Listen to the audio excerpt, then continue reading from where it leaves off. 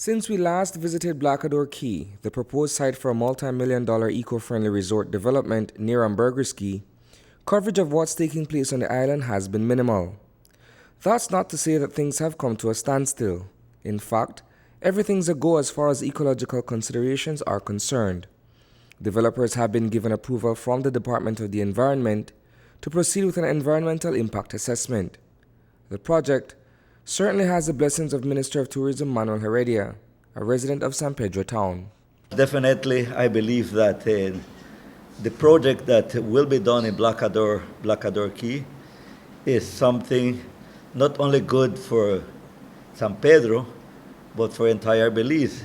Having looked at the project, I believe that it will be an example for our neighbors and the rest of the world.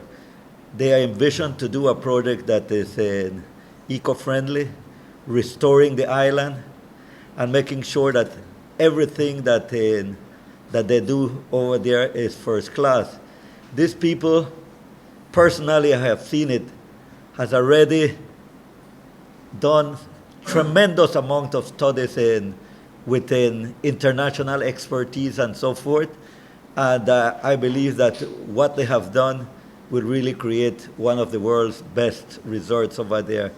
Already, they were given the green light to go ahead and by the DOE, and these people have gone beyond what they have been asked. Despite being cleared to continue with the initial design and layout of the restorative island, developers have chosen to scrap the idea of building residential structures over water. That announcement was made earlier today. The investors, despite the fact that they will be seeing a difference in the economic return, have made a decision that they're willing to accept that and ensure that there will be no overwater structures for sale or rent on Blackadore Caye. And that's very historic for Belize, I would like to agree. The second point that we'd like to start off with, like I mentioned, overwater structures really shows that we push the boundaries of sustainable development, and that the developers remain receptive to stakeholder opinion and decided not to pursue the originally contemplated overwater structures. This came at significant cost because an entire master plan has been revisited. Along with revisiting that initial design, the environmental soundness of the project remains paramount. To learn more about the water surrounding the island, Jim Riley has begun a hydrographic study to determine the quality of the water. We have a focus at the restorative island side. Really, the house is split with development and environmental protection, and the restorative island side is all about the environment and capturing the scientific data. So we've brought several different pieces of technology to bear on the Blackadore project. We have a water quality instrument that we've been sharing with several of the other NGO stakeholders in our area of influence, with the Sartaneja Alliance and with some of the integrated coastal zone management goals to try and capture water quality data around the country where there's a lack of data and there's a lack of understanding because there is no data to compare against. The other part of it is we've purchased a very large hydrographic survey system that we've retrofitted onto our vessel.